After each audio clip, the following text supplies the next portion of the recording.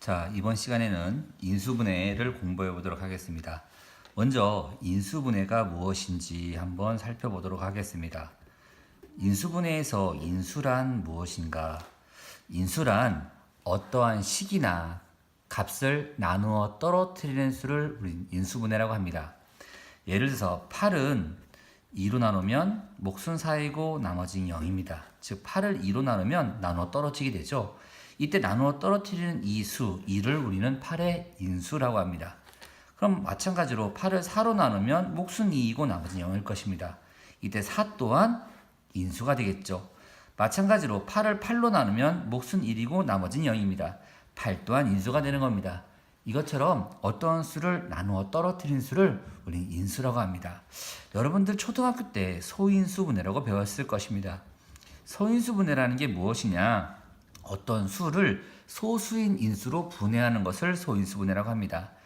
여러분들 기억나겠지만 12를 소인수분해하면 2, 6, 12, 2, 3은 6이라고 해서 12라는 수는 2 곱하기 3으로 표현할 수 있습니다. 전부 다 2나 3은 모두 소수이죠. 이처럼 소수인 인수로 분해하는 것을 소인수분해라고 합니다. 이 또한 인수가 될 수 있습니다. 12를 2로 나누면 몫은 6이고 나머지는 0이기 때문에 3도 인수가 될 수 있습니다. 11을 3으로 나누면 몫은 4이고 나머지는 0이기 때문에 6도 인수가 될 수 있습니다. 11을 6으로 나누면 몫은 2이고 나머지는 0이기 때문에 이것처럼 어떠한 수를 인수분해한다는 것은 나누어 떨어뜨리는 인수들로 표현하는 것을 인수분해라고 합니다. 그러면 다항식의 인수분해라는 게 무엇이냐? 다항식의 인수분해도 마찬가지입니다.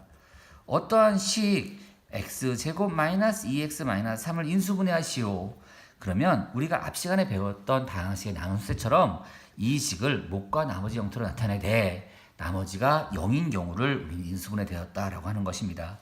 이 식을 만약에 x 마이너스 3, x 플러스 1로 표현했다면 다항식 x제곱 마이너스 2x 마이너스 3을 x 마이너스 3으로 나누면 몫은 x 플러스 1이고 나머지는 0이 됩니다.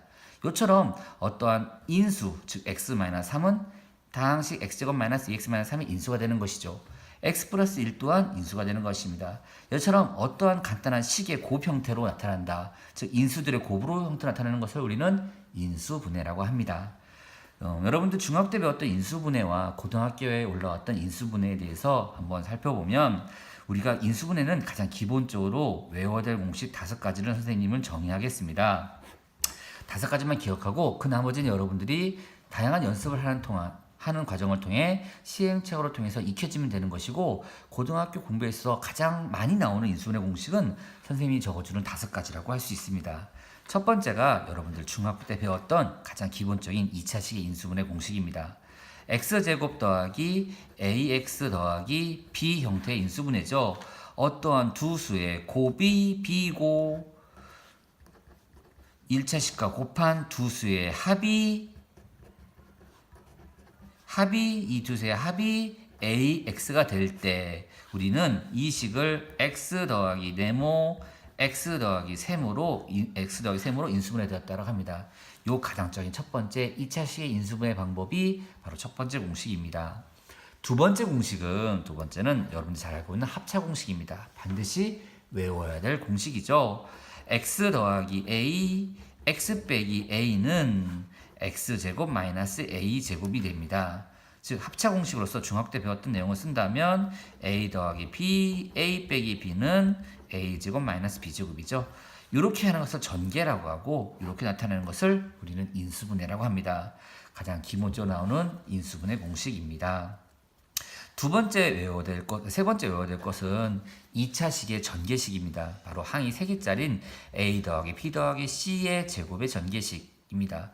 얘를 전개하면 앞 시간에 배웠던 것처럼 a제곱 더하기 b제곱 더하기 c제곱 더하기 2ab 더하기 2bc 더하기 2ca가 되죠. 얘를 이렇게 만드는 것을 인수분해라고 합니다. 얘 또한 외워줬으면 좋겠습니다. 여기에 별해로서 여러분들이 문제집을 보다 가장 많이 등장하는 것 중에 하나가 있습니다. a제곱 더하기 b제곱 더하기 c제곱 마이너스 ab 마이너스 bc 플러스가 되는 경우도 있습니다.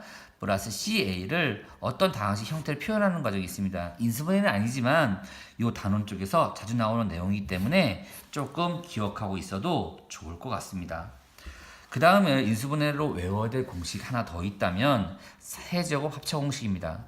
a 세제곱 더하기 b 세제곱은 a 더하기 b a 제곱 마이너스 ab 플러스 b 제곱, a 세제곱 마이너스 b 세제곱은 a 마이너스 b a 세제곱 플러스 ab 플러스 b 제곱. 요 3세제곱의 합차 공식도 가장 많이 나오는 인수분해 공식 중에 하나이기 때문에 여러분들이 기억해 줬으면 좋겠습니다. 네 번째가 됩니다. 다섯 번째는 3차식의 전개식이죠. a 더하기 b의 세제곱과 a 빼기 b의 세제곱입니다. 요 세제곱의 전개를 거꾸로 하는 게 인수분해죠. 좀 기억하고 있으면 좋겠습니다. 자, 인수분해는 여러분들이 구구단처럼 많이 연습할수록 잘할 수 있게 됩니다. 인수분해를 위해서 기억해야 될 거 하나 정리해 주겠습니다. 팁입니다. 인수분해 문제가 나오거나 내가 인수분해를 해야 될 상황이 생긴다면 거의 대부분은 다음과 같은 과정에 의해서 걸려집니다. 인수분해를 해야 되는 상황이 됐을 때 첫 번째, 인수분해 공식을 생각합니다. 앞에서 말했던 5가지 공식을 먼저 적용해 봅니다. 인수분해 공식이 적용할 수 없다. 제일 어떠한 하나의 고차식 인수분해입니다. 바로 조립제법을 이용한 인수분해가 됩니다. 조립제법은 3차 이상의 고차식 인수분해할 때 가장 많이 쓰는 것입니다. 모르시는 분은 고로스 수학의 다항식의 나머지 정리와 조립제법 편을 보시면 됩니다. 만약 이 둘도 적용할 수 없는 인수분해가 나온다. 세 번째가 한 문자에 대해서 대부분 차수가 가장 낮은 문자입니다. 차수가 가장 낮은 문자에서 내림차순으로 정리를 합니다.